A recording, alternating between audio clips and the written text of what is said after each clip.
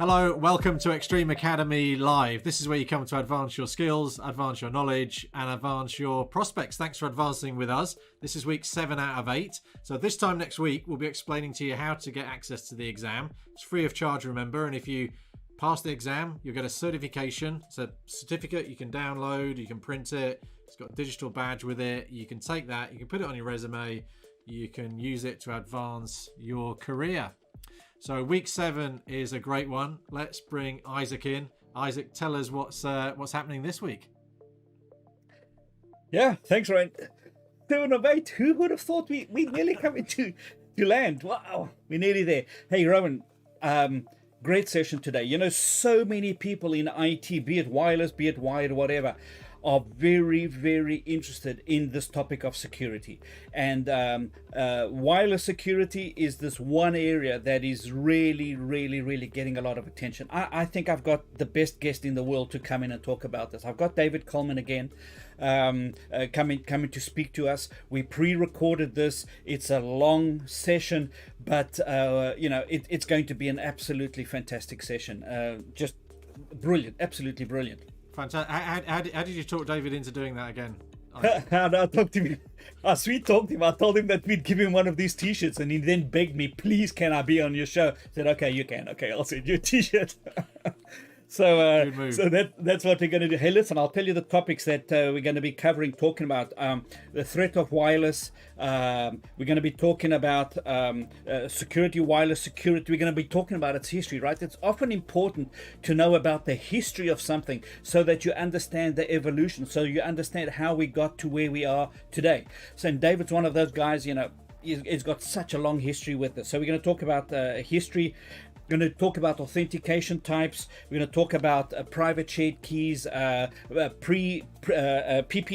We're going to talk about WPA2, WPA3. It's an intense session. Get ready for learning. And by the way, Rowan, before I cut back to you, just to tell our audience that because of the nature of the way that we recorded this, it's going to be kind of split screen. So whenever they see a slide, a fully built out slide, just encourage them, or let me encourage them to take a screenshot so that you can use that as a reference to what's going on in the conversation. Okay, sounds great. So slightly different format. So pre-recorded. We'll be coming back at the end just to sum up. We'll still have a break halfway through. So from what you heard from Isaac, it's going to be a lot of great topics, a lot of new acronyms, a lot of new things for you to add to your knowledge and your verbiage, so you can demonstrate that you know what's happening. I'm really looking forward to it. Now, I think because Isaac and David pre-recorded this session, Isaac is going to be on the chat window. He'll be available during the pre-recorded part to answer your questions. So look out from there. Maybe David will be there as well. So let's get some chat going in the chat window. So you can do that in YouTube. So say hi. We get some fantastic conversations going in that chat window. If you want to ask a detailed question, we've got the Extreme Engineers. We'll have Isaac as well on Meeting Pulse. So you'll see the URL over my shoulder. It's the same one. It's been the same one all the way through. So that's where you can go to ask questions. You get a bit of a longer answer. You can go and answer other people's questions there as well. And remember the Discord server as well. So we'll put this Discord server URL on the screen, and this is where you can continue the conversation with the rest of the group, rest of the community outside the live streams, and that's growing. We're really pleased with the way that's taken off. Thanks to the moderators again, but the community is growing. So if you've not joined it already, then go and check it out, join in, and you can use that to help advance your knowledge. All right, we're ready to go. So Claire, if you want to, you're ready to cue up the video. Let's play week 7. Off we go. Okay. So once again, we have David Coleman on the show, the guy who wrote this book, this mighty book. It's a great book in more than one way. If you want to learn anything about wireless, it's inside you. If it's not inside you, it's not worth knowing. Trust me. I've read that book. It's some good going, and it's easy reading, right? It's not so technical that no one can understand, but it's written so well that that the subjects, they come to life. So David, great. Thanks for having for coming on Academy again. Thanks for A being lot here. of Glad to be positive here. comments. Fantastic. A lot of positive comments last time. I think people were a little bit shocked when you came on YouTube and started putting comments. They're like, "Whoa, David Coleman on here!" But it was really fantastic. I enjoyed having you. We all enjoyed having you on Academy. And today we're going to be talking about security. It's one of those topics that everybody is interested in for various reasons, right? And I thought that having you on would really be the best, because you've kind of been there since the beginning. It's not just, you're not just an expert who wasn't you went to university last year, now you know a little bit wireless. You've seen the evolution of wireless right from the beginning. You've seen the different generations, and so there's a lot of experiential knowledge there, and that's what I think I value so much in there, is that you can talk on such a wide range of technologies. And so welcome. And I think today what we'll do, we'll have some conversation style. So let's start having a go at talking about security. Go for it, David. Thank you for being here with us. Okay, sure. So, it just, there's, I think later on we'll talk maybe a little bit about the evolution of wireless security. But in the very, very early days of wireless security, there was no wireless security, and so I think we'll circle back to that. But at the minimum, what everybody needs to understand about wireless security is there's really two main goals, and the two main goals is that you have to you need data privacy, and you also need to protect network access. And as we explained, some of the key components that are built around the Wi-Fi Alliance security certification of WPA2 and WPA3, those are the two main goals. And the data privacy is your data, because the advantage of Wi-Fi is, the main advantage is what? It's true mobility, right? You're not tied to a wire. You can move around. But that means that your data is literally in the air, and it's not really in the air. It's modulated on radio waves that are moving through the air and moving through the walls and moving through your body as it travels. But it's representation of data bits that's been modulated on an RF carrier signal. But because it is not bounded in a cable, it's not a bounded medium, it's an unbounded medium, meaning it's available to anyone and everyone within physical vicinity. And that's kind of the point. But that also is one of the inherent problems. And the inherent problem is that anybody can potentially access your wireless data as well. And that's why encryption to provide data privacy is pretty much, you have to do it. I mean, there's just no ifs, ands, and buts. If you don't encrypt your data, anything and everything that you're doing is available to be seen right there in plain sight. So that's number one. And then number two, the other big is controlling access to your network. And because if you think about what an AP is, an access point, it's a wireless portal into your pre-existing corporate network, right? Or, or even your home network, right? It is a portal into that network so that you can access network resources. But it's a wireless portal. So it's like an open door if you're not securing it.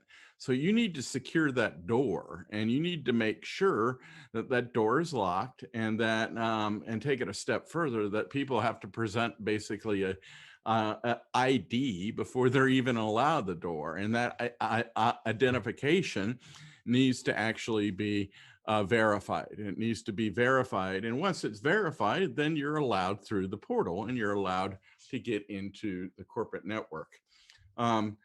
So those are the two main things. There's other components I think we'll hit in maybe our conversation here, Isaac. Role-based access control is once you're authorized into the portal, what layers of security can you take further past that once the access is granted? And also WIPs, wireless intrusion prevention as well. Monitoring for security attacks is also, in my mind, a key component as well. But the two core components are the data privacy. The key components, 1, 2, 3. The key components are the data privacy and some sort of authentication and authorization solution to protect the wireless portal. So, yeah. So, okay. So if I bring that down to a practical way of thinking, the data privacy side is this is you go to an airport terminal and you're sitting there in the lounge and you want to do some online shopping, right? And at some point you're going to be asked for a credit card number or something to that effect. That is data. That is data privacy. That's the type of stuff, that and lots of other stuff that you don't want floating around that anybody else has access to. That's the one. The second one is, well, pre-wireless companies, their perimeter would be their building, their wall, their doors, their security. That was the thing. And when you put in the wireless, then suddenly that first level of security disappeared, because radio waves, they travel through walls, they travel through all of these things, right? So those were the two goals: the data privacy, the content of the data that needs to be encrypted and secured so that it's not access to anybody listening. And the second one is the first layer is now not enough because it's radio, it's traveling, right? That's basically what we're talking about when we're talking about the two aims. Absolutely. And so the once again, is that anybody can be sitting, like you use the example, I think, of just you were at like a coffee shop or in a public access place. That's where you're usually low-hanging fruit. And I think we can certainly expand on this more. You go to not to pick on Starbucks, but any of these public access Wi-Fi hotspots, which people use all the time, that's where you're at most at risk. And the reason for that is there is, for the most part, no security. For authentication, all they're typically using is a simple captive web portal. And for data privacy, they're typically not using any kind of encryption. Now, there's a trend in the industry where that's changing. You're going to start seeing that more and more and more, where you start seeing encrypted guest access and more secure credentials at public hotspots. And there's an initiative called Passpoint, and that's gaining acceptance. And there's other solutions as well. But that being said, when you think about it, when you normally, if you just go to a coffee shop and you get on the Wi-Fi, it's pretty much wide open and there's no encryption. And that's where you're typically the lowest hanging fruit, especially on the data privacy side, because all your data is in the air and there for the taking. Now, it's not as bad. There are other things. People always point out to me, well, my email typically now uses SSL, or a lot of the websites I go to are HTTPS. And yeah, sure. So there is encryption at a higher layer that protects you and gives you data privacy there, and thank goodness. But there's still a lot of stuff that travels right there in clear text. And so luckily, security is being addressed at higher layers to still address you, but that doesn't mean that you just abandon and don't encrypt at layer 2, which is where encryption takes place for Wi-Fi. So, always needed to remember that Wi-Fi operates at 2 layers of the OSI model. It's layer 1 and layer 2. Layer 1's the RF, right? It's the physical medium where the RF modulation magic takes place. And layer 2 is where a lot of the all the frame exchange happens, the authentication, the association, and that's where all the encryption capabilities takes place too. So Wi-Fi security also operates both authentication and encryption happens at layer 2. So if we're encrypting at layer 2, everything layers 3 and up are completely protected, including your IP addresses, which is important because you don't want to reveal that information about the inner workings of your corporate network.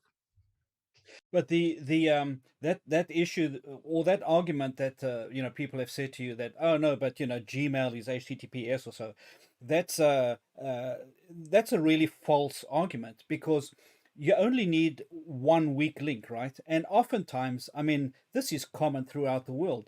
People will not use different credentials for different websites. They'll kind of use the same credentials all the way through. And all you need is someone to, to go to a site where you need to put in credentials or log on, whatever, and it's human habit that we use the same passwords and stuff like that. So you just need one website that isn't HTTPS encrypted, and you put in your credentials over there, and potentially you're open target, because what's the chance if someone can capture that? All they need to do is take those credentials and go and try them on a whole lot of sites that are encrypted, and bam, the fact that you've used the same credentials on different sites is a false security, false insurance, because you're going to get nailed, because on the one that you didn't, that's the one where those credentials were picked up and now are exploited. So it's a false sense of security to think that those applications are protected. It's false. Right. And, I'm looking at your presentation here, and you're talking about a guy sitting in a car park, and he's using a directional antenna to eavesdrop on your conversation. And that can still be done. And back in the day, it was, I think, more prevalent back when there was no security. And we'll talk about that a little bit when we go over the evolution. But it can still happen. There was a very big hardware chain here in the United States, I believe, that got hacked that way years ago, where these guys were using a directional antenna, and they were like way up in the parking lot or even farther away, and not even, and I don't even know if they were in the parking lot, but they were far away, and they were able to point the directional antenna, get into this chain's wireless network, which not only wasn't encrypted, but didn't really have any good authentication and on it. And because it didn't have any true authentication or authorization solution, they got into they basically got the keys to the kingdom. So they got into the corporate network, and they were able to find a way to route themselves all the way into the corporate headquarters. It was in a completely different state, and so that's why not only do you need to protect the air, but you also need to protect that portal, especially if it is a gateway to your corporate network. Now, there's lots of strategies when it gets into guest networks, for example. So for typically when you're providing guest access, it's almost always completely firewalled off from the rest of your corporate network. So typically, and that's just a strategy 101, a big part of Wi-Fi security, once you get above the layer 2, and once you get above the authorization and encryption components, is segmentation. And that is making sure that only whoever is accessing your wireless network, that they're only getting to the resources they're meant to go.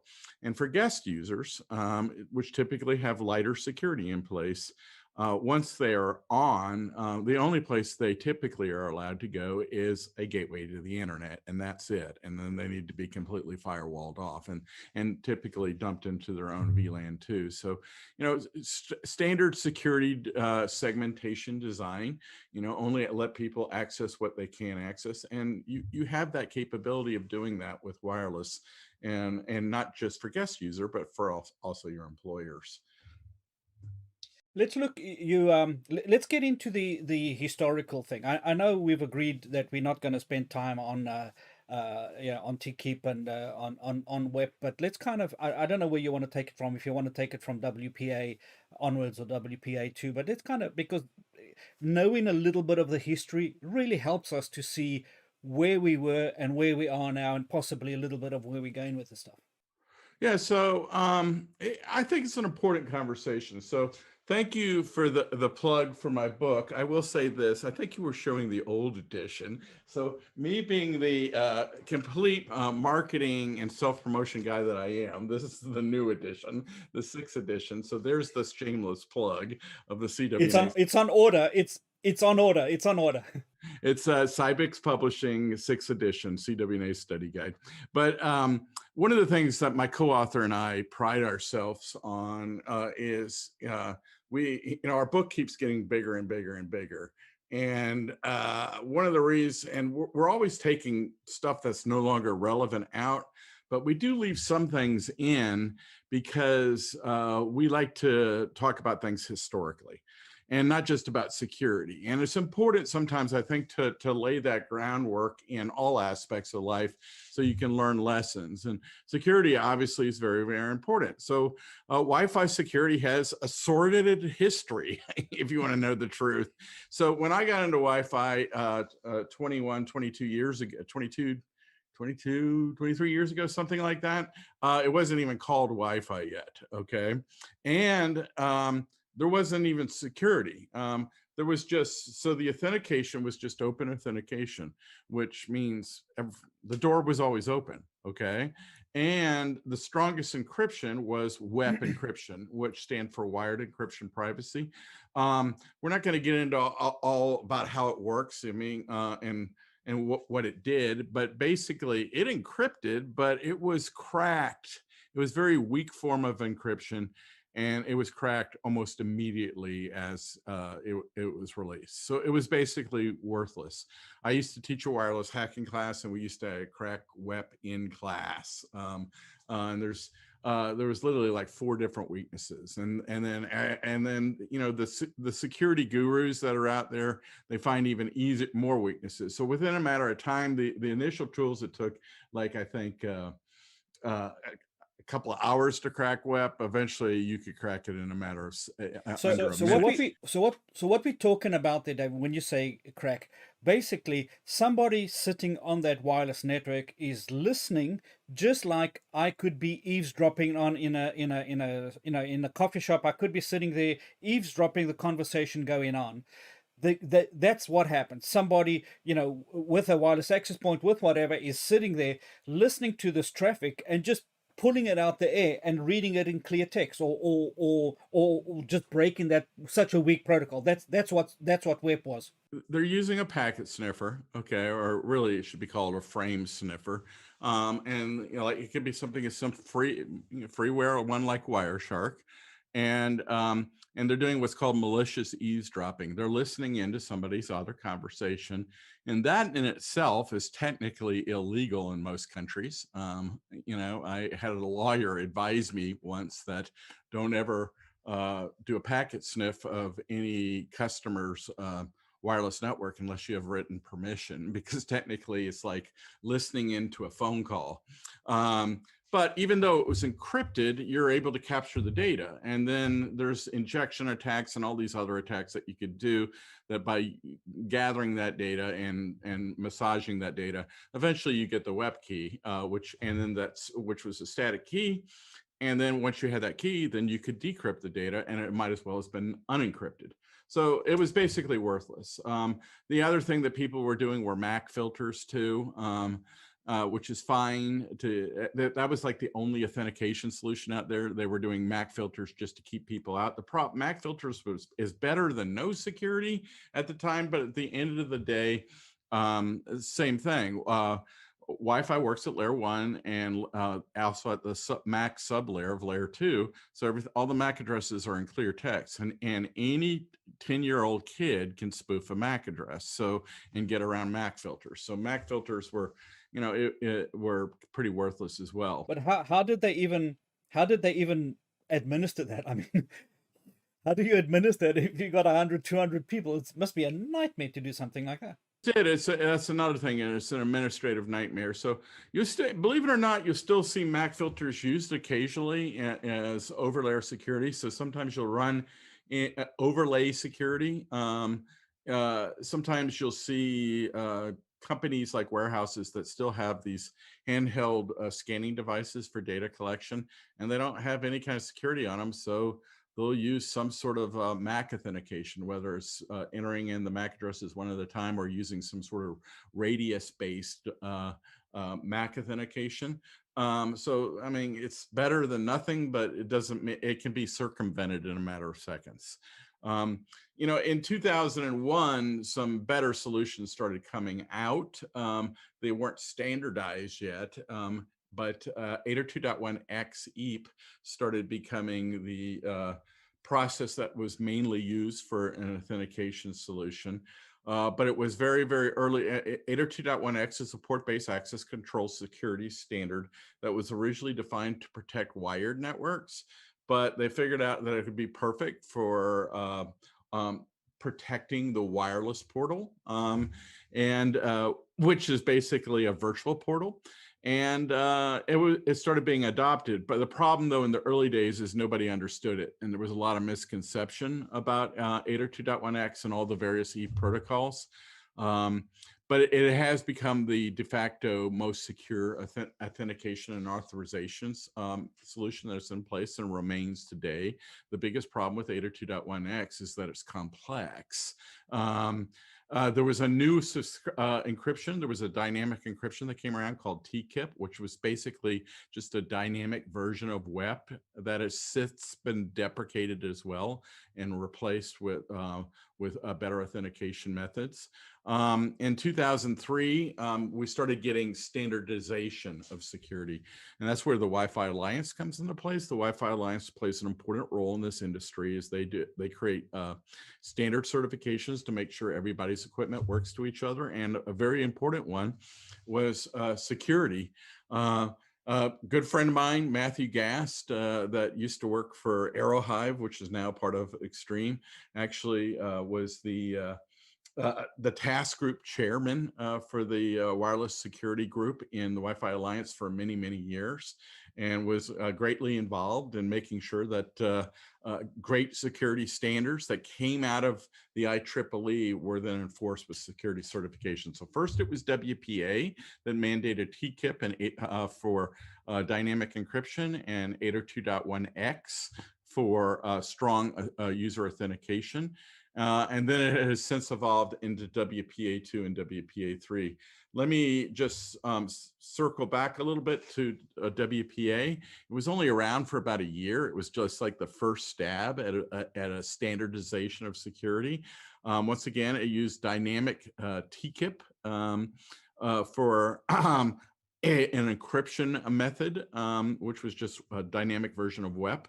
And there was two modes of authentication that remain to this day, and that is personal and enterprise. Whenever you hear the word personal, that just means a pre-shared key, which is meant for home use.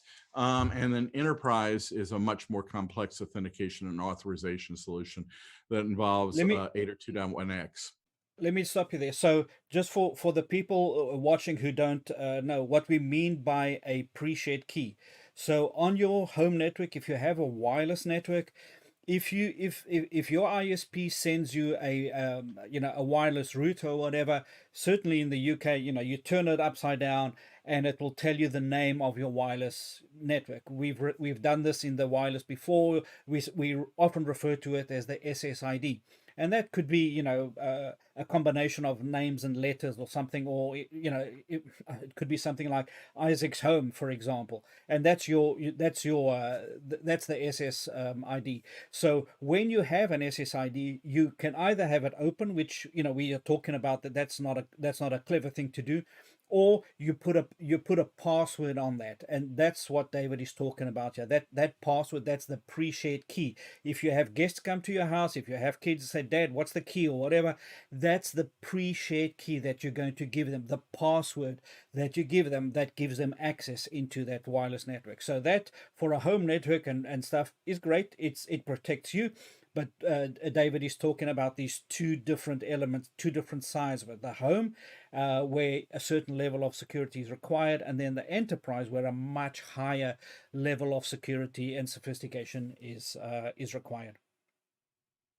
Yeah, so Isaac, just to conclude the evolution, and then we'll move into more maybe details about these things. So in 2004, the Wi-Fi Alliance came out with WPA2 certification, which by the way, that stands for Wi-Fi Protected Access, and it basically defined a much better encryption protocol called CCMP, which used AES cipher, Advanced Encryption Standard, which is basically the de facto encryption cipher that is used in a lot of our technology throughout the world. And in this case, it's 128-bit. And it's the keys are dynamically generated, so every user has dynamic and different encryption keys. And basically, this was meant as the replacement, and this is the encryption that has been used for the past 15 years for wireless. CCMP encryption, which is a dynamic form of encryption with AES cipher, and then the two modes of authentication basically remain the same. You had one method that was a pre-shared key, and the other one that was 802.1x. Now, I'm not going to get into WPA3 yet. I think we're going to save that towards the end, but of our discussion. But there has been an update in the last couple of years to standardized wireless security called WPA3. And so the Wi-Fi Alliance takes security very, very seriously, and so do all the vendors. So there have been enhancements to the WPA2 security certification that's been around for quite a few years. But to be honest with you, anything prior to 2004 were basically ad hoc security solutions that were being put into place, and which is why the enterprise and a lot of corporations shied from Wi-Fi in the early days. It wasn't until 2004 and WPA2 that where security was standardized that we started seeing more embracement of wireless in the enterprise. The security, the WP, TKIP, WPA, WPA2, they are abstracted. So bear with me on this one. I think I'm wording it correctly. Those standards, they are abstracted from the 802.11 standards, right? So WPA, it doesn't matter if you use 802.NG, AC, AX, it will work on those. So yes. Okay. So it's not tied to the 802.11 standard. It's on there was an 802.11 security draft amendment. It was called 802.11. God, I can't remember right now. Was it R? No, that was roaming. I don't even remember. 802.11i. God, I'm getting old. So it was the security standard from the IEEE, and all those mechanisms laid the foundation of what is part of the Wi-Fi Alliance WPA2 and 3 certifications. That being said, you mentioned those other standards of enhancements of N, AC, AX. Nowadays, to get certified for any of those, a prerequisite is that you also get WPA 2 or 3 certification. If you don't get those certifications, you can't get the other certifications. So when Extreme Networks submits a new 802.11ax AP for certification for Wi-Fi 6, for the Wi-Fi 6 certification, it also has to pass the WPA 3 certification and 2. Okay, but that's a smart move, right? That's a smart move by the Wi-Fi Alliance. That way, it just ensures that anything that gets certified by the Wi-Fi Alliance must get certified for security. It's that simple. So okay, so I mean, Extreme Networks, we play in the enterprise space. But if one of our viewers goes on, one of our students goes on and they buy a home router, it will still have that same thing. Even though enterprise is using it, will still have WPA3 for on the router that can be used in the home. That's it. If they've gone through the certification process. So that's why it's important on the home stuff to always look for that little Wi-Fi Alliance logo and certification logo. Because occasionally you'll run into people that don't bother to do it and the stuff isn't certified. So it's always important to look for that. So if you go buy like a little home router, but most of the consumer grade vendors, they go through the process as well. the Wireless Alliance sticker, right? Wi-Fi 6 or W. Yeah, it's on the box. But you don't see anything about the the wireless, that it's got WPA3. That's just part. If you get the Wi-Fi 6 certified, it implies that it supports WPA3, right? It depends what they print on their box, but if they say that they're Wi-Fi 6 certified, it would be that it would. You are correct in assuming that it also supports WPA 2 and 3. So, Okay. So that is correct. So, okay, that's good. you know, Isaac, we were talking about authentication types, and there's more. You know, the two big daddies are PSK and 802.1x, but there's more. I mean, I mentioned there's MAC authentication, which unfortunately it's, you know, it's just based on your MAC, the MAC address that's hard coded into every radio, but it can be bypassed with MAC spoofing. Captive web portals are used quite a bit, whether they're for guest networks. And they're very, very popular with enterprise customers that provide guest access for marketing reasons. Captive web portals, I guess, are better than nothing. Very often they can be tied to a radius database, or very often they're just, you just click on a button and say, yeah, I agree to behave myself while I'm on the wireless network. It's basically a legal disclaimer. But they're sometimes called splash pages as well. I'm not a big fan of captive web portals, although I work for a company that offers some very robust captive web portal customization solutions. Customers in a lot of cases like them. I just say this, you know, typically I don't like captive web portals that much for two reasons. They're very low grade security at best. But probably the main reason I'm not a big fan of captive web portals is the user experience. And so I think we've all had, I guarantee you everybody who's ever been on a guest network has had a bad experience with a captive web portal because they're just not user friendly. So my advice to people is, if you're going to use captive web portals on your guest networks, make them simple, clean, and easy and to navigate and get them through fast. Just know that they are not meant to be a security solution like 802.1x, but they're often used on guest networks. In enterprise networks, like I mentioned, you know, in the early days, it was open authentication. There was something else called shared key authentication. Open authentication is basically an open door. There was something else for a very short period of time called shared key authentication, that basically the authentication method was also tied to WEP. So WEP was used for encryption, but it was also used for an authentication protocol. That was also hacked very early days. So it was never recommended, and has since been deprecated along with WEP. And then 802.1x is by far the strongest authentication method. It's a port-based access control standard, and it uses a protocol called EAP, Extensible Authentication Protocol. The key word is extensible because there's many flavors of EAP, for basically blocking a logical port until there's a successful authentication negotiation. And then once that happens, that a logical and virtual port is opened up and you can get on. People also do very often what's called chaining. So although 802.1x is normally used for user authentication, it can be also added on for machine authentication. So when you get into like Active Directory environments and in a Windows type world, you can also authenticate the machine credentials, the SID basically of like laptops and devices as well. So very often with corporate devices, there's a requirement to authenticate the machine that is accessing the network, like in particularly a laptop or a desktop, along with user authentication. So, and those can be chained together often in that as well. And then you have encryption, and you know, Isaac, jump in anytime.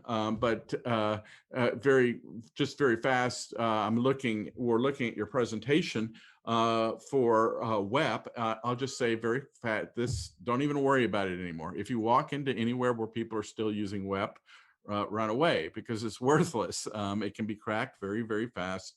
And if you're still using equipment that's your solution, you are about 20 years behind the times in terms of security. So if you go into a network that is using WEP, and I do want to go on to other stuff, but if you go into a network that is using WEP, and you create a VPN tunnel, you then protecting yourself by creating that VPN tunnel, or is there still a risk in you setting up the VPN tunnel that could be sniffed and intercepted? Well, there's a risk in everything, Isaac. There's no such thing as perfect security. Sure. And that's like, but I go to Starbucks, I'm sitting there, I know that the wireless network is open. I mean, I should be using VPN. Now, of course, I can't have VPN to everywhere, but I should have a VPN. Yeah, so you should absolutely, because first of all, I don't think you're going to walk into hotspots that are using WEP, but you will walk into hotspots all the time that are using no encryption. Okay. And so that's why you should use a VPN. And that's kind of been like a security 101. If you're going to be going to public access Wi-Fi networks that don't have security, you need to bring the security there. And meaning you better have a firewall on your laptop, like a personal firewall.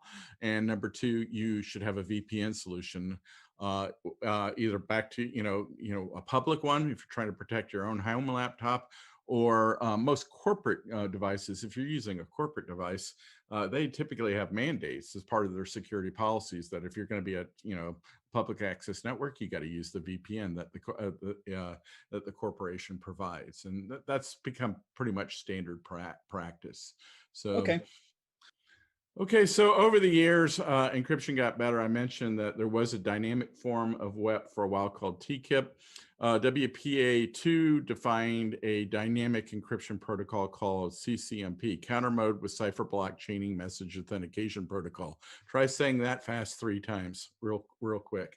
It's a very complex protocol to get into it, but at the end of the day, it is a dynamic form of encryption. The encryption method is basically one of the beauties of WPA2 and WPA3 is that it's all dynamic encryption. And what I mean by that is the keys are generated dynamically, and any 2 radios have encryption keys that are unique to those 2 radios. It's done through a very pretty interesting process called the 4-way handshake. And once the keys are generated via using this method called CCMP encryption, it uses the cipher of AES, Advanced Encryption Standard. And that cipher is used in most encryption protocols that we have today and that are mandated by our governments. The AES cipher uses various levels of key strength, 128-bit, 192, and 256. What is used in WPA2 CCMP encryption is 128-bit. I will say, so it is a very strong cipher that it is used in everywhere in our modern day life. But the key point of all this is the dynamic encryption keys. I always like to talk quite a bit about that because once again, if let's say there's 10 of us and we're all connecting to the same access point, we using CCMP and using a process called the 4-way handshake, once we're authorized and once we're authenticated, we go through this little dance called the 4-way handshake to create unique keys that are unique to our device and the access point radio. So even if this stuff could be cracked, okay, so if I cracked Isaac's key, that would only mean that I could decrypt your traffic, because my key would be unique between that I have for my laptop or my iPhone that is connected to this very same AP. So it's so that in itself, the dynamic encryption key creation is a very key component of what we've had the past 15 years, and we use CCMP with AES cryptography has become the de facto standard. Now, as I mentioned, WPA was first and it started with TKIP, but then we moved into WPA2, which defined what is also very often called robust security network. So very often when you talk about Wi-Fi security, you talk about RSN, robust security network. And as I mentioned earlier, it was based on the 802.11i IEEE standard. And then the Wi-Fi Alliance took components of that to basically design the security standard that has been around for 15 years, which is WPA2, which requires access control 802.1x or PSK and authentication protocol called EAP, and then the data integrity and data privacy is typically CCNP and its dynamic encryption keys. So it's pretty complex stuff. There's no way we're going to get into all the ins and outs of this stuff in a short but it's good. Yeah, but it's a good thing, to know. I think a lot of us watching over here are listening and really absorbing this, right? Because this is probably a lot more technical stuff that we've done before. But what is interesting is, when you understand the history and the progression of it, you can see that thread, running through the attempt at getting more and more serious with security and stuff. And so when you talk about this stuff, I'm not interjecting a lot because I'm learning. I'm sitting here and I'm listening to you, and I'm like, okay, I understand. And so I want to give you as much time as you can to carry on. So Feel free, go for it. Sure, thank you. And so, once again, I want to talk about a little bit more detail the two authentication methods that have been around for a long time for WPA2 and now for WPA2 and WPA. When we get to WPA3, things have changed a little bit. But there was basically two methods, personal and enterprise. Personal was meant for home use, okay? Because 802.1x requires a radius server. And I don't know about you, most people don't have radius servers at their house. I do, but I'm a technical geek, okay? So, but the average Joe doesn't have an 802.1x infrastructure. So they needed a simple and easy way for authentication for home use. And that what personal is, and it's just a pre-shared key, or sometimes it's called a passphrase. And all it is like you put in a password that is configured on the AP, and it has to match on the client side. It can be anywhere from 8 to 63 characters. So it was meant to make the authentication user experience easy, okay? The problem with it is multiple problems. Number one, it can be broken with what are called brute force offline dictionary attacks. So that key can be anywhere from 8 to 63 characters. Most people at home are going to be using like only 8 characters. And that's a mistake because there's hacker tools out there that will crack that with a brute force attack in a matter of minutes. The Wi-Fi Alliance recommends a passphrase, a strong passphrase of mixed case, alphanumeric, and special characters of about 20 characters or more. Okay, so so because there's something called entropy. And basically it's the science of entropy. So basically the stronger you make a password, the harder it's injecting entropy bits or bits of randomness. And what that means basically is you're making your password more random, which makes it harder to crack with brute force attacks. So if you had a very strong 20-character passphrase, it doesn't mean it can't be cracked, but the odds of somebody getting it and within any kind of time are slim to none. It would effectively take years, maybe, or unless they just got lucky. So that's why password strength has always been important. So it can still be broken. Sure.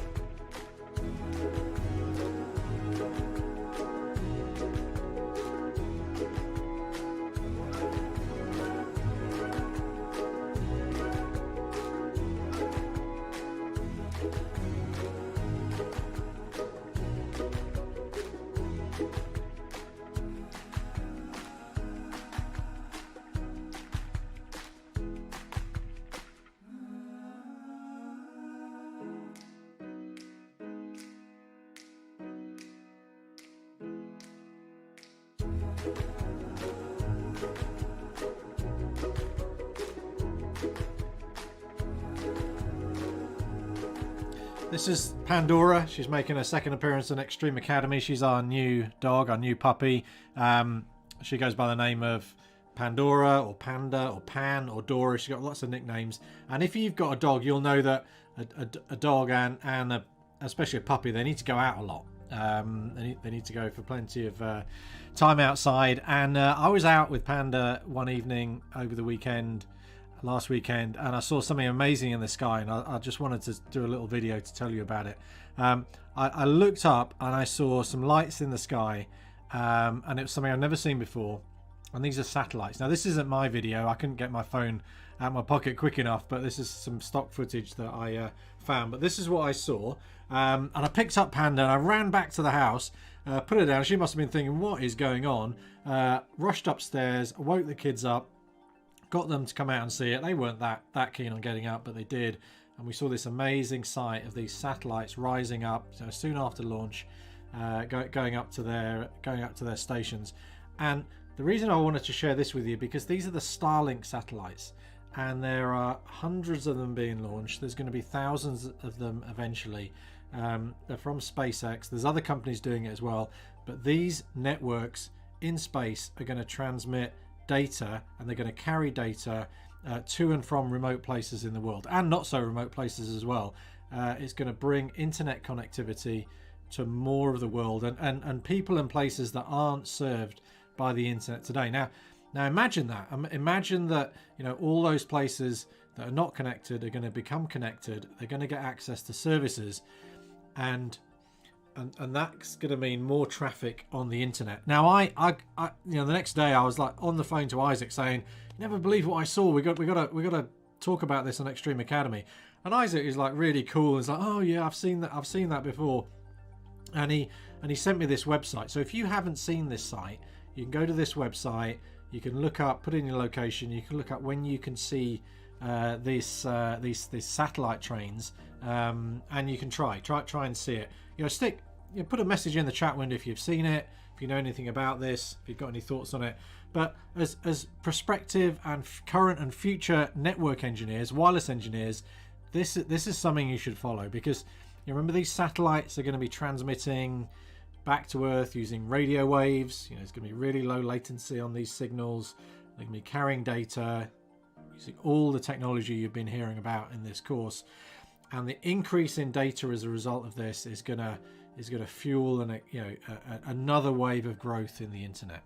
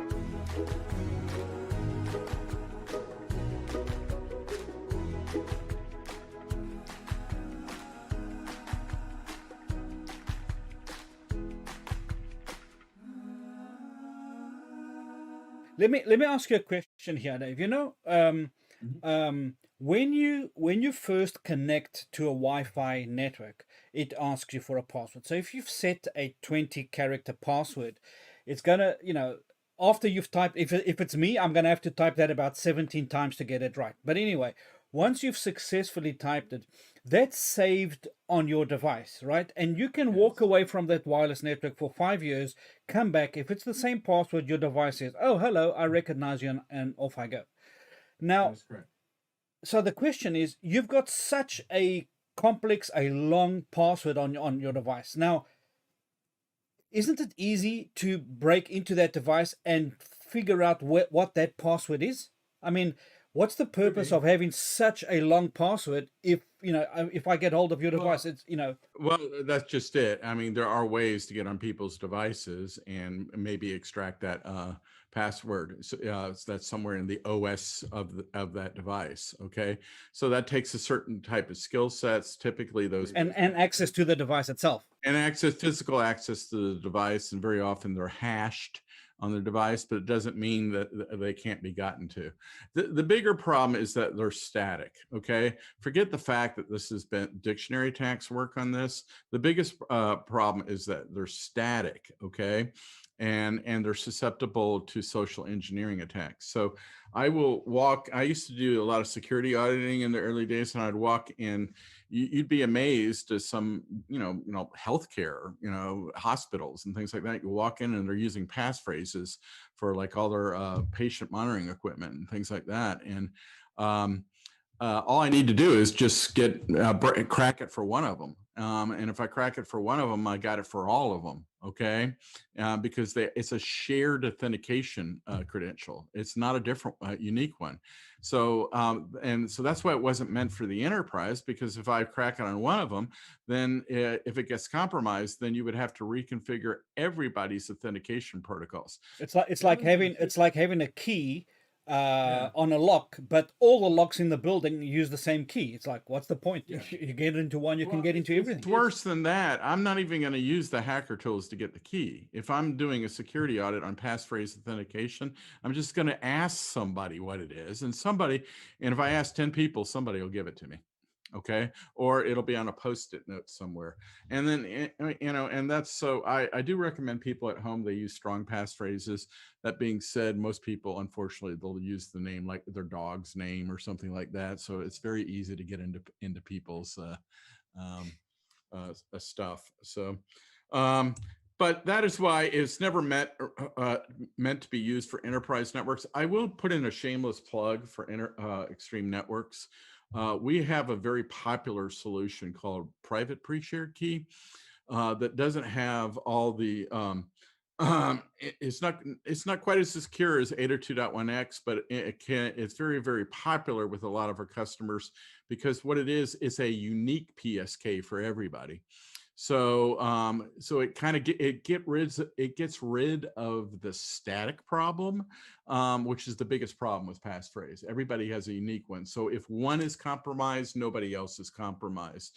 And it's become a very popular solution with a lot of our customers as an encrypted guest access solution, as well as it's very popular for BYOD and IoT devices that don't normally support 802.1x. So even though it's not a standardized solution, we've kind of taken past PSK and expanded on that for very specific use cases that can be used in so the that would enterprise. okay, so that would mean if I were to use one of those in my home, It would mean that for the same SSID, Isaac's home network, every one of my family members or any one of the friends who come to visit me will get a unique passphrase for PSK for their own devices, right? And that's the dynamic portion of it. It's not everyone getting the same. One is compromised, all is compromised. It's everyone gets one, and if one is compromised, it's only that one. And the next time, that can be regenerated a new one. That's brilliant, because in the enterprise, that must save enterprise administrators, nightmares. Yeah, with and that's why a PPSK. lot of our customers go with it as a side solution to 802.1x, or kind of a middle ground solution. Something that we're describing, private pre-shared key, isn't really available for home use. For home use, is still just going to be that static PSK. But for a hotel, for example, I mean, I traveled in so many places to so many hotels. I'm sure you too. And you see everybody gets the same, passphrase for the hotel or whatever it is. And the PPSK in a hotel environment is fantastic. Every guest can have a different one. Yeah, so you actually made a really good argument for our PPSK solution. People in like hotels don't want to have to deal with certificates in 802.1x. So, but by giving them a unique authentication credential like PSK, it makes them, you're giving them better security, you're giving them a unique authentication credential. And one thing that a lot of people don't understand is that the authentication process is also the seed for encryption. So in other words, you have to get authenticated first before you can create encryption keys, and through a process called the four-way handshake. So if you have a static PSK or a unique PSK, once you're authenticated, that creates a seed that is then gone through another process that creates your encryption keys. So a side benefit of having like a private pre-shared key is not only do you have unique authentication credentials, but it also provides encryption. And that's why one use case, like the use case you just pointed out, hotels, it provides encrypted guest access, which is a value-added service. But we should, I think, Isaac, kind of move on to Go for it. 802.1x, because 802.1x truly is the most secure solution for authorization and authentication. So 802.1x is not a wireless standard. It is a port-based access control standard. It's a framework. It's a framework for authorization. And we'll talk more about that. But the three main components of that framework are the supplicant, the authenticator, and the authentication server. I think you have, we'll talk more about this on your next slide. But, and then within that framework, there is an authentication protocol, EAP, extensible authentication protocol. And the key word is extensible because there's many different flavors of EAP authentication.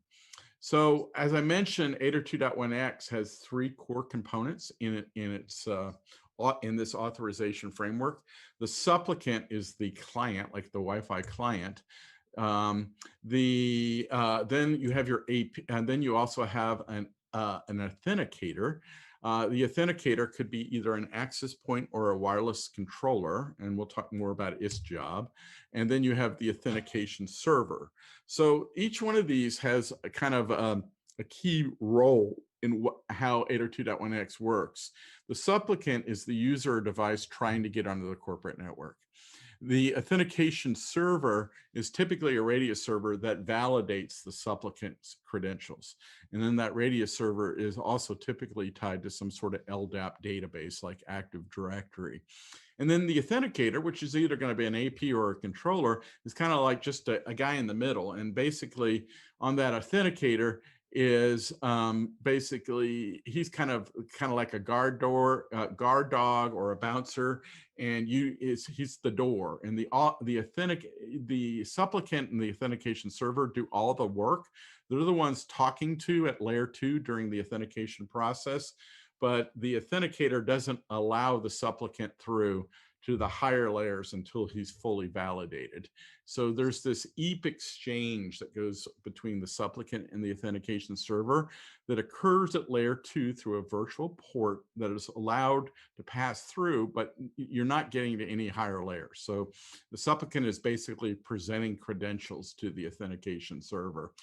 And once those credentials are validated, A second virtual port opens up. It's called the control port.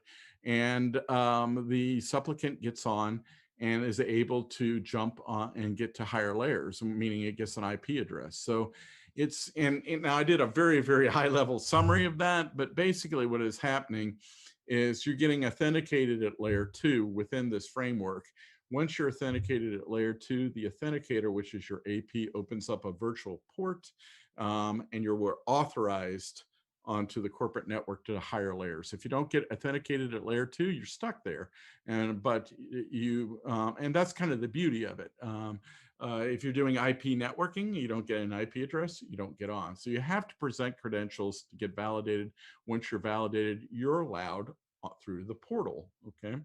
As an analogy, a Zoom call, right? You have a Zoom call. If someone has set up waiting rooms, you're going to get nowhere until they've authorized the people sitting in the waiting room. So, you can sit in the waiting room forever. If you're not authorized, if your credentials are not correct, you don't get into the meeting. Simple as that.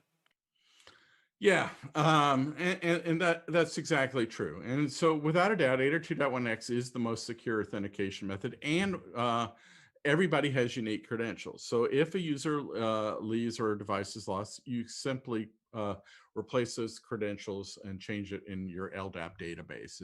It's that simple. And now, one thing that can be tied to 802.1x, as well as our PPSK solution that I mentioned earlier, but we'll focus on 802.1x, is you can leverage radius attributes. So and this capability has been around for a long time, but this is kind of a beautiful thing. So bottom line is, I mentioned earlier, post authentication, you want to put people segment them with access to different parts of your network. So put them possibly into different VLANs, could be in the same VLAN, but maybe you want different firewall policies. So what you can do is you can leverage radius attributes. So during the authentication process, based on like their LDAP group, a radius attribute can be sent from the radius server down to the AP that effectively assigns policies or user profile policies, higher layer policies to that user post authentication. Not to get too complex, but this happens during the authentication process, but it's applied after that. And why that's beautiful is that you can have a single corporate SSID, but you can have 3 different kinds of employees. So you could have marketing, sales, and executives, right? And all 3 of those could be dumped into different VLANs and different firewall policies, or other access control policies, could be bandwidth policies, all while connected to the same SSID. And that way that's really clever. That's really efficient. That's smart, because also by having only one SSID, you're reducing the amount of noise on that wireless network, right? Yeah, and that's kind of a design 101 thing too. You can leverage radius attributes to cut down on your SSID proliferation. So, I'll go back to healthcare again. I'll walk into a healthcare environment very often. You'll see 15 SSIDs because they're putting all the different devices on, or different types of employees on different access policies. And then they have each access policy mapped to a unique SSID. Well, you don't need to do that with 802.1x or with that PPSK solution I mentioned earlier. You can have unique credentials, and based on the unique credentials and the employee group or device group LDAP group that they belong to, you can leverage attributes to assign them to different access policies post authentications. And so you can get like 6 SSIDs down to 1, and that is going to make your Wi-Fi environment more efficient as well, because we all know if you have multiple SSIDs broadcasting in the air, it consumes airtime in the half duplex medium. So consolidating your SSIDs is important from a design perspective, and leveraging radius attributes with 802.1x makes that very easy. That's really brilliant. That's I understand that, and it's like, wow, I, like you, I've been in places where 4, 5, 6, 7 SSIDs. First, which one do you join? But it's just like if you can consolidate them and you bring them down, wow, the efficiency is fantastic. And like I said, just the segmentation is just good network practice, right? Now just implement that in a wireless. Brilliant. I like that. So a radio server, you don't need a specific radio server. As long as it's a radio server, you can leverage those attributes and away you go. Okay, so yeah, I mean, so 802, once again, 802.1x is the port-based access control standard. The three components are the supplicant, the authenticator, and which is the AP and the radio server. The two workhorses are the client and the radio server. It can be anybody's radio server. It doesn't have to be an extreme radio server, although we have radio solutions we'd love you to buy. But it can work with anybody's radio server. It can be in a radio server on site, off site. Typically, the radio server is, it can have a native database, but typically it usually has a connection to a pre-existing LDAP database like Active Directory. It is the most secure authentication method without a doubt, and it is the de facto authorization and authentication solution that is used in the enterprise. Everyone has unique credentials, but it can be difficult to deploy because it does require the use of certificates. So there's various flavors of the EAP protocol, of the Extensible Authentication Protocol. Probably the most widely used one is PEEP, Protected EAP Authentication Protocol. There's actually three or four different kinds of PEEP. The Microsoft version of PEEP is what is mostly used, but it requires a server certificate. And basically the server certificate has to reside on the radio server, and then the root certificate that was basically used to sign that server cert has to be distributed and got on the clients. And so without getting too technical, part of that authentication process is the server cert is sent down from the radio server down to the client and validated by the root cert. And in addition to validating the authentication credentials. So the hardest part about 802.1x is how are you going to get that root certificate onto the client? Now, you can use like public certs that are just built into the OS, but then it makes it easy to do what are called radius man-in-the-middle attacks. So that's why a lot of people like to use their own private PKI solution with their own, private root certificate. But then once again, it makes it harder to get that root certificate onto the devices. So the hardest part about 802.1x is the provisioning process of the certificates. And it can of the certificates, but if you can get it down, it by far is the most secure method, and making sure that you do that. There's also the EAP TLS protocol, which if you're very, also is even more complex. It also requires the use of client-based certificates, but it is probably by far the most secure of all those protocols to be used. So just, but the more secure you make things, the harder it becomes to implement. And I will say this, it is difficult to troubleshoot too. I've written multiple blogs on how to troubleshoot 802.1x. And we try to make it easy with our solutions to troubleshoot it. We try to provide you tools to make it easier, but there's literally about 15 things that can go wrong with 802.1x. Very often they revolve around certificates. And in my CWNA book, I kind of try to talk about the different places where you can isolate the different failures. That being said, if it's implemented properly, by far, it's the best way to go. It is not an ideal solution for IoT devices. Most IoT devices don't support 802.1x, and not only that, how do you get the certificates on the provisioning on the IoT devices becomes even harder. And it has not been used for guest access. Now that's changing a little bit because, not to get too deep, but there is another Wi-Fi Alliance certification called Passpoint that actually uses 802.1x and certificates in public access networks. So, and that is starting to gain traction globally. globally, more and more and more, but it's still early days in my mind. So for the most part, for guest access and public access, 802.1x has not been used, but we're starting to see that change a little bit. Okay, once again, just to reiterate, one of the things that 802.1x is beautiful about is everybody gets unique credentials. And as I mentioned earlier, you can dump them into different user VLANs and different profiles. So you have that, you can leverage the radius attributes and have a single SSID. I will put in another quick plug for our PPSK solution again that I mentioned earlier. Once it is not meant to be a replacement for 802.1x, we have taken the but it is a kind of a middle security solution between static PSK and 802.1x. And basically what it is, once again, is everybody has a unique PSK credential. So everybody has unique and secure credentials, okay?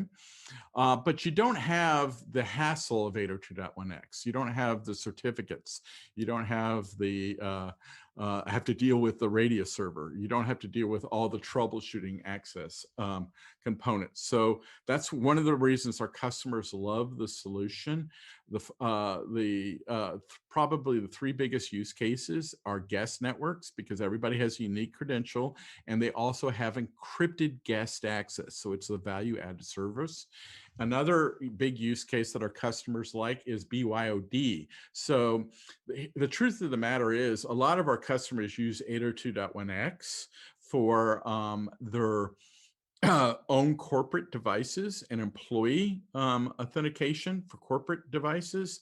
But for guest access, they use PPSK credentials to provide an extra layer of security. And they also use a PPSK for a BYOD solution. So they don't want to have to deal with putting the certificates, the corporate certificates, on the employees' personal devices, but they still have expectations of getting onto the corporate network and getting access to some resources with their personal devices. So PPSK is a pretty good solution for that. And then you also have the IoT devices. So as I mentioned just a few minutes ago, it's IoT and 802.1x, although it can be done, it's not very common.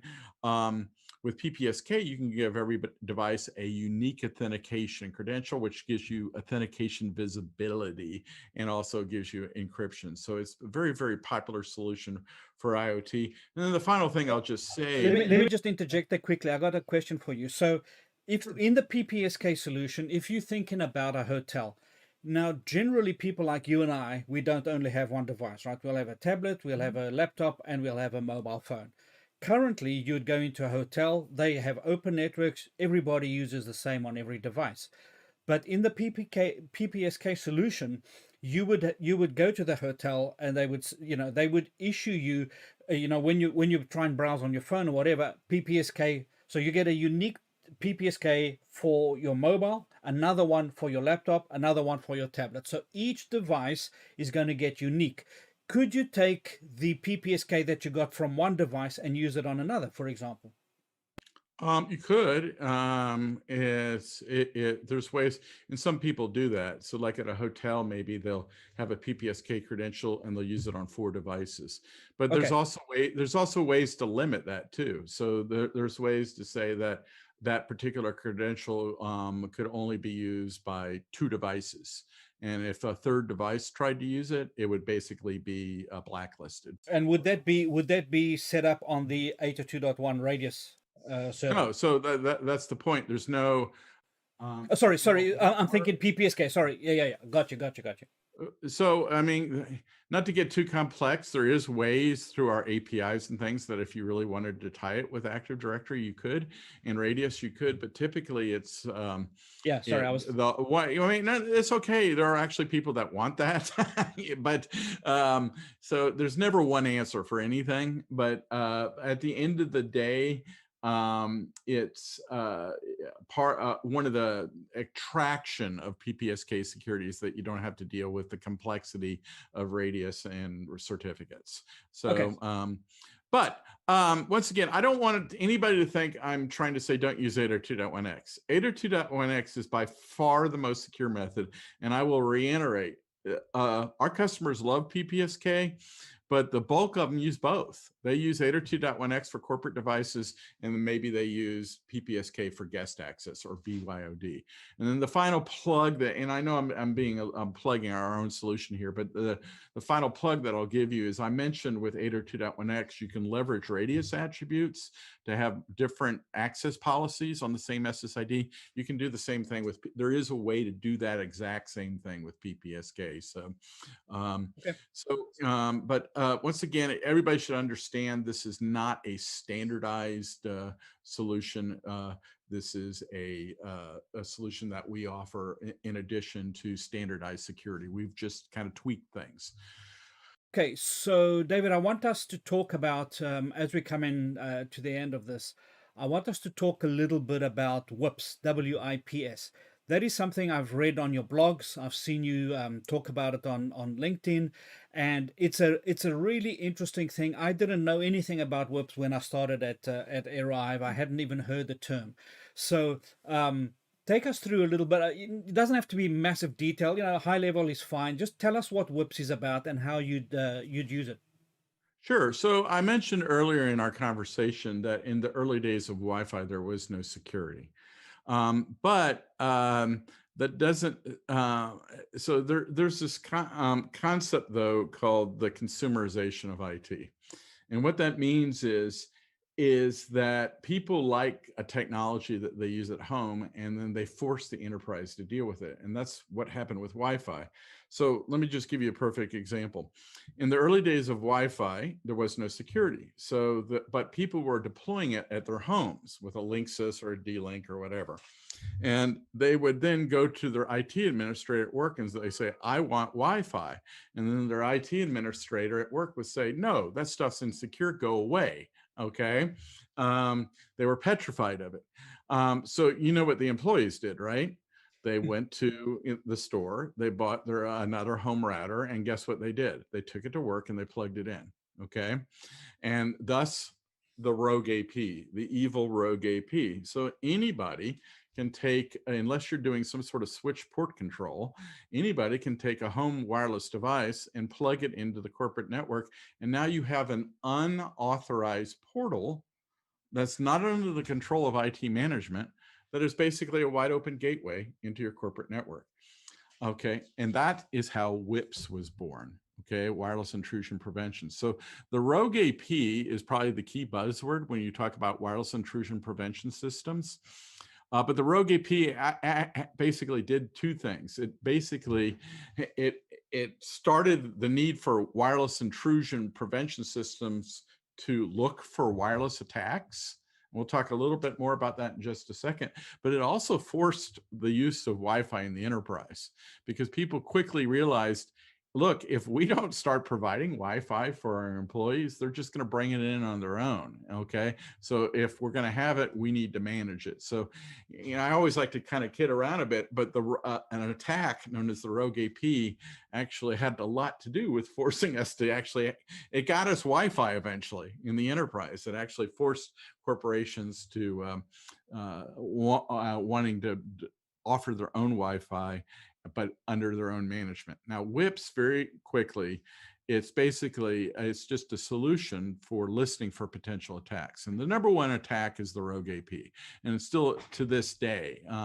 And now Wi-Fi has become more secure over the years. So you don't hear a lot about WIPS as much anymore. It's kind of become an afterthought. But what you need to understand is rogue APs still exist, and so do many other attacks. There's like 300 layer 2 denial of service attacks, and other attacks are being invented daily. Okay, so there's always new attacks. So it's my contention that WIPS is starting to make a little bit of a comeback because there's new attacks. There's also new wireless technologies such as BLE, for example, that are being integrated in as part of your enterprise wireless strategy. And now those are potential unauthorized portals, and there's BLE attacks. So quick plug here, our solution is called Air Defense. It's actually been around for 20 years. It's now part of the Extreme portfolio as a best of breed WIPS solution. And it's and we're constantly evolving it. We're evolving it to look for new attacks, and not just the rogue attacks that get all the press, or like the man in the middle attacks you hear about quite a bit, that are like at Starbucks.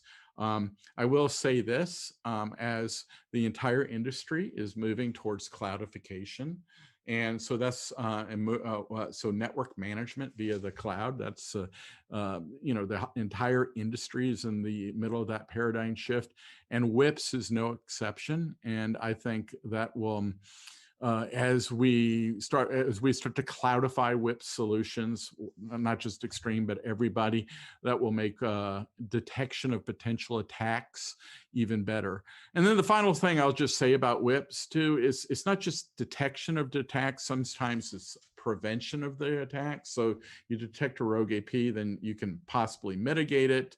And it's also about policy enforcement. That's probably the thing a lot of people don't realize about WIPS. Like, so you're using 8 or 2.1x in your corporate network. Well, the WIPS can immediately detect if somebody's not using it and send out policy enforcement alarms. And so it's a lot about alarm detection. Okay, so what I want to know is this. I get what you're explaining. What I want to know is, if I have WIPS set up on my network, right? If I've got it set up, and I then bring a access point that's non-authorized and I plug it into my network, what's going to happen? WIPS is, you've spoken about the detection, so WIPS will detect that down. But so what? So what? What then? What does it? What do you know? Does it get up and attack it? Does it? What does it actually? What does it? That's what I want to know. What does it do? Yeah, so you can send it, so it'll send an automatic alert to an administrator, like an SMS message or an email or something like that.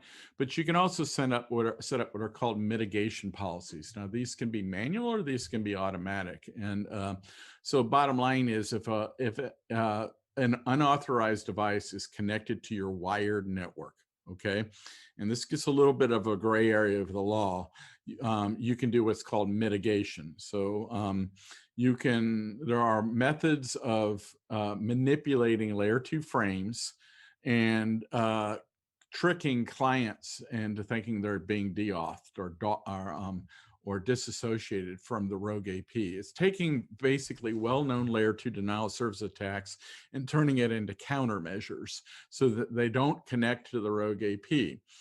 This is not, so just a word of warning on this: you never want to mitigate somebody else's stuff. You only want to mitigate something that is plugged into your network, because if you were mitigating somebody else's stuff, that's technically in a lot of countries against the law. But if it's plugged into your network, you can mitigate it real quick as a preventative countermeasure.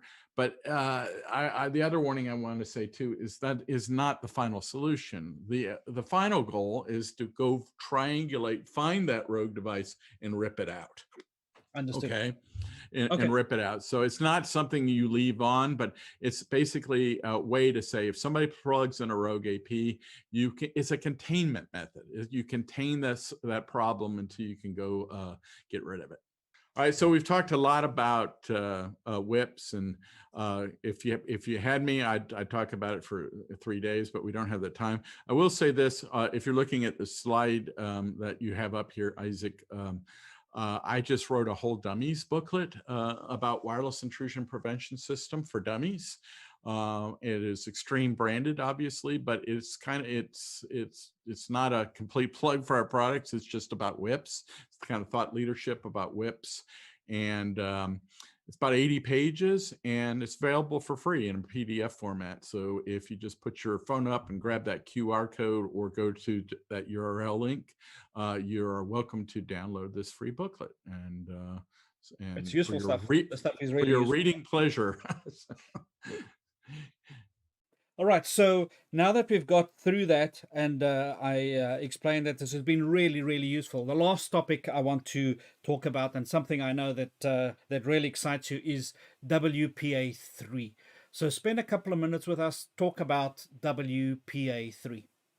Okay, so very quickly, WPA3 has been around now for about 2 years now. and it's not, I wouldn't even call it a finished security certification. It's constantly being enhanced, but it's an upgrade of WPA2. Okay. Now I will say this, it has not been widely adopted yet, and I'll talk more about that in a minute. Okay. So it's basically, like I said, it's taking, WPA2 has been the de facto security standard for a long, long time from the Wi-Fi Alliance, and it was finally time to do some upgrades to make it even better. And so WPA3, the main thing is there's a replacement for PSK security, something called simultaneous authentication of equals, SAE. As I mentioned earlier, one of the problems with PSK is that it is susceptible to brute force offline dictionary attacks. SAE, simultaneous authentications of equals, uses a process called a zero key exchange protocol, or zero proof knowledge, that basically makes the technology resistant to the brute force attacks. Now, it's still static, okay, and the user experience is the same too. So if your WPA3 is being used at your home, you're just putting in a passphrase, and it was no different as far as the end user is concerned. They want to make that process very, very simple. But the main thing now is that it's fully resistant to, at least for now, until, to the brute force offline dictionary attacks. And the other big key thing in WPA3 is there's something called the protected management frames. So there's a lot of layer 2 denial service attacks that have been out there for many, many years. There's ways to, and they use management frames that are spoofed and have been edited. Now there's something called protected management frames that validate these management frames, and if they've been tinkered with at all, they're basically dropped or ignored. And it prevents a lot of the layer 2 denial service attacks. Pardon me. PMF has been around for a while, but it hasn't been implemented a lot at all in the past. But now it is a mandated part of WPA3. So the big component is the use of SAE, and I think we have 2 slides that are going to talk about that in just a little bit more. But there is, I think we're still there. So once again, SAE, it was meant to be an enhancement of PSK and get rid of the brute force attacks. That's the main, and the offline dictionary attacks. That's the main value to it, but the user experience is the same. It's just a passphrase, and there is this SAE authentication process that uses what's called a zero exchange process of commit and confirmation. It's based on a Dragonfly protocol, which is way beyond my pay grade, Isaac. But once again, at the end of the day, you have used a process that is not susceptible to the brute force attacks. Once you are authenticated, it creates what is known as the pairwise master key that can then be fed into the 4-way handshake that creates your dynamic encryption keys. So the user experience is the same. The brute force attacks have basically been addressed. And so that's the main enhancement with WPA3, so SAE. So the next thing I get asked is, well, what about 802.1x? Was there any enhancements with that? Not really, to be honest with you. 802.1x is still the same. So that authentication process is still the same. The requirement to use protected management frames is there. The only enhancement with 802.1x is there is an optional certification under WPA3 that uses what's called Suite B security, which goes where your CCMP encryption, instead of being 128-bit, can be 256-bit. So this is optional. You're not going to see this in most of the home use, But based on, when you get into some industries, and especially when you get into US government or other government agencies in different countries, they might have higher cryptographic requirements. So maybe 128 bits not enough. So you can go all the way up to 192 or 256. So that is an optional, but the 802.1x has basically been the same. Now, just to get a real world about this, just talk real world about this WPA3. Truth be told, not a lot of people are using it yet. Okay, and the reason is everybody has already been using WPA2 security. So the next question I get asked is, well, is it backward compatible? Well, there is what are known as transition modes. So if say you used SAE, you could use just full-blown SAE as a replacement to PSK, but or you can use what's called a transition mode. And what the transition mode would allow you to use WPA2 PSK and SAE on the same SSID. So for the legacy clients, okay? The transition modes, though, also sometimes cause some new potential security holes, and mainly based on the old holes that exist for the older clients. So what I'm getting at is those transition modes aren't being used a lot. And so bottom line, WPA3 is not being used a lot. Now, I will say that will change, and here's why. All Wi-Fi 6 devices that are being certified now must support basically WPA3 and WPA2, okay? Whether the end user decides to use that is up to them. So basically any radio that is being made from this point forward, 802.11x, AX, and Wi-Fi 6 devices, it will support WPA3. So I think that eventually you'll start seeing people embrace it a little bit more. And not to get too far ahead of myself, but you've probably heard a lot of press about the 6 gigahertz bands. So Yep. in the United States, the FCC has opened up 6 gigahertz, and over in Europe, some extra frequency spaces being opened up for Wi-Fi use as well. And other parts of the world are following. Most of this is going to start happening in 2022, although it's starting to begin.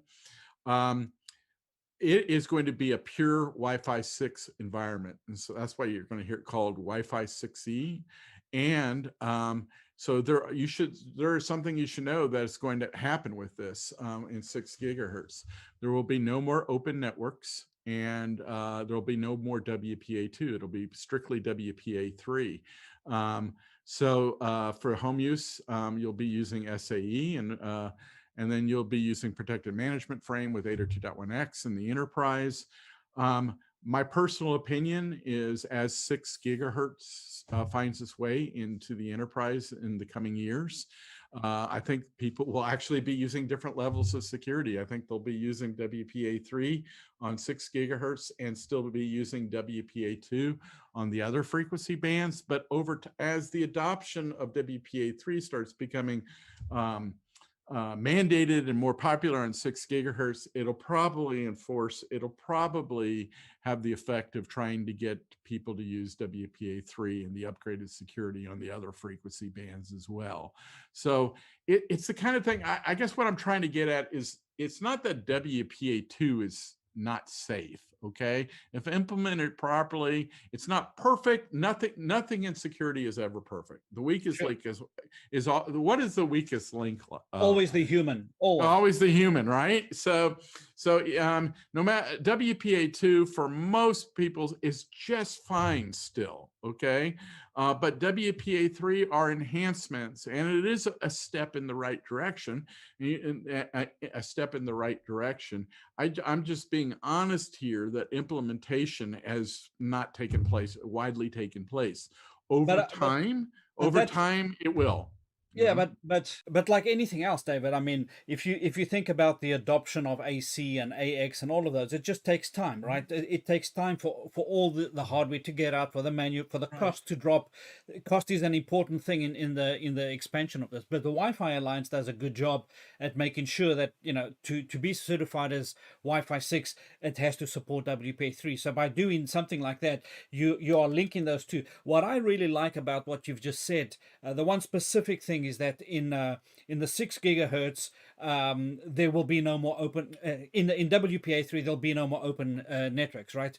I think that is, even though it might take 5 years or whatever, that's a fantastic goal to walk towards and say, no ways, no more of this nonsense of open here and open there, and then exposing people who might not know as much as you and I or our Right. guests, and suddenly they're vulnerable, and suddenly, I think that's a really good, a really Yeah, good thing. it is. And bottom line, I've been preaching that for years. I say, why are you using an open network?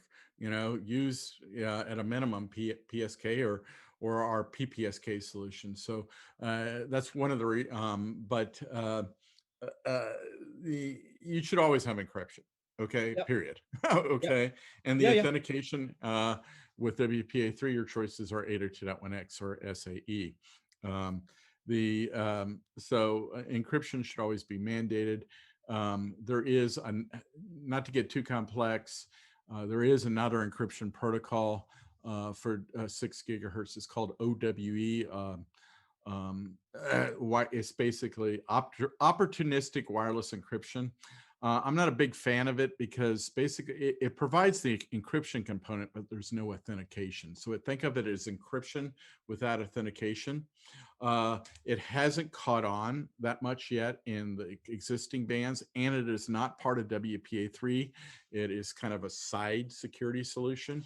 But it is mandated for 6 gigahertz. So think of it as a replacement of open authentication.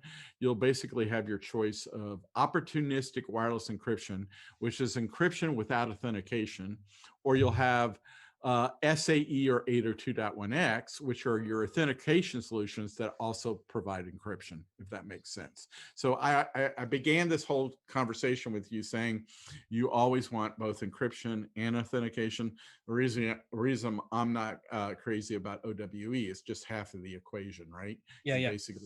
You're just getting the encryption. So it's better than nothing, I guess, but I would prefer you go with the authentication and the encryption. So David, absolutely fantastic. This has been a wonderful learning experience for me. There's a lot for me to digest, and I'm sure there's a lot of people who know a lot about wireless watching and a lot of people who don't.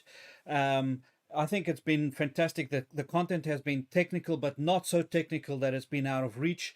You've touched on a lot of different points. I like the part about history, understanding where we coming from, all the way through. I like the part about whips already, understanding what it actually is. I think a lot of people don't know, that this kind of functionality exists.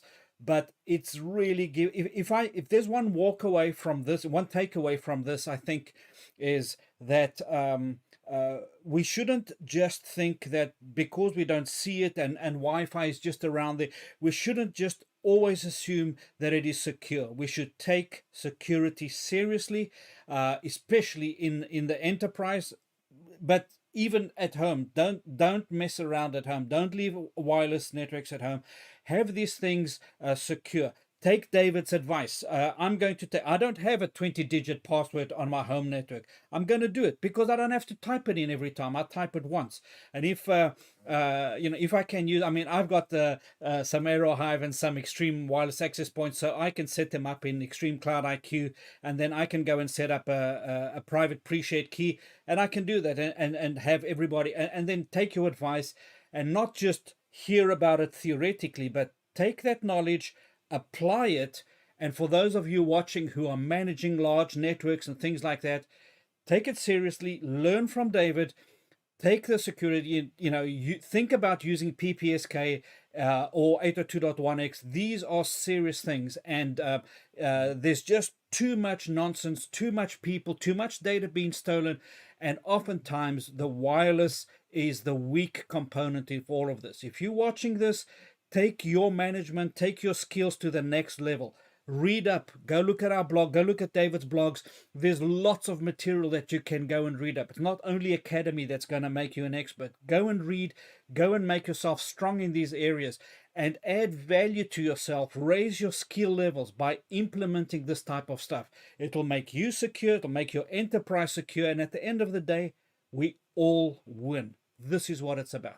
David, been brilliant having you. If I could just add one more thing that you were touching on, the best way to learn too is, if you can, is to get hands-on, especially with 802.1x, because it's complex. So the way I taught myself 802.1x capabilities 20 plus years ago is I got a hold of a radio server and some APs and some clients. And I literally, set it up, and I used every single EAP protocol, and I got a packet sniffer, and there was a lot back in those days. There was a lot of misinformation about how 802.1x works and how EAP works. There's a lot of good information out there now. But the way I learned is I literally set it up, set each one up, and then sniffed it on a packet sniffer and looked at the frame exchanges. And that helped me learn how to troubleshoot a lot of it. I'm not saying you have to become a packet sniffer expert, but at least at a minimum, if you can, find a way or just to set these things up, and because nothing beats hands-on when it comes to securing things or devicing things. Every engineer worth their salt will have learned that lesson. That's a good lesson. Don't believe only in the theory. I made this in a blog post that's going to be coming up on Extreme Networks. I made this point. Someone asked, so what's the best advice that you can give someone starting in networking? I said, go to eBay, buy yourself a bunch of cheap secondhand switches and access points or whatever, set it up, break it, set it up again, break it, set it up, break it, keep breaking it, build it, get better and better at it until you can sleep and see it in your head. That's how you get to know. Breaking things is very, very important, because I always say that, and I'm actually pretty good at breaking things, but it's breaking things is important, because if you don't break things, how do you know how to fix it? Exactly. And especially on something as important in security. And I'll just add one final thing. We've been focused on wireless security, but the entire industry is focused on more and more and more with each passing year, gets more and more focused on security. You can just read it daily in the news, all the hacks and crap. The rewards, where the rewards are high, people are just going to always leave it. So I hate to say it, but there's bad people out there. So you got to protect your networks, and you got to protect your data. But not you and not me. We're good people. We're telling it how it should be. Hey, David, fantastic. I said to you, you didn't need to wear a jacket. I know it's a big thing, but at the Academy, we're casual. But you know what? I need to send you an Academy t-shirt, man. Well, you should send me an Academy t-shirt. No, we'll get one. I'll ask Claire to get hold of you, and then she can email you. And the next time we'll have you on, sometime you got to be wearing your Academy t-shirt. Dave, It's been a pleasure. Thank you so much. Wow, 90 minutes with David Block. Awesome. Thanks, my friend. Thanks for doing it. Thank you. Cheers, and all the very best. Have a really good weekend. Thank you so much, David. Cheers. Welcome back live. That was fantastic. What a fantastic session. So Isaac, why don't you just sum up? What are your key takeaways now for the audience having watched that back? Well, I think I can say the same thing as that. Wow, that session was so absorbing for me. I sat here and just absorbed and listened to what David was saying. There's so many takeaways from there. I think that one of the things that just struck me was the simplicity. Even though David admitted 802.1x, from an enterprise security level is so fantastic. That's the best solution. The simplicity of PPSK and the effect that PPSK can have on enterprise businesses on securing the stuff is really fantastic. That struck out to me. Also, I enjoyed the history. And then WPA3, right? I've seen it, I've read about it, but everybody needs to be moving to WPA3. That's a couple of things, and that struck out to me and say, I need to get this stuff sorted out. I need to implement that security myself, and encourage everybody around me to do that. I thoroughly enjoyed the session. Quite deep, quite intense, but for a lot of us, this is fantastic and wonderful. So yeah, Rowan, great. Great stuff. Thanks, Isaac. Thanks again to David. Thanks for joining us. Really appreciate you taking your time to join us in Extreme Academy. Okay, we're done now. It's the end of this week. So next week it's exam time. That's when you're going to be able to take the exam. You're going to be able to get that certificate. We're really we're sad, but we're really looking forward to week 8. And we'll tell you next week what's coming next. So we're coming to the end of course 2. We've got more to come. We'll share that with you next week. So thanks again for joining. Same time, same place next week. See you again. Cheers. Bye-bye.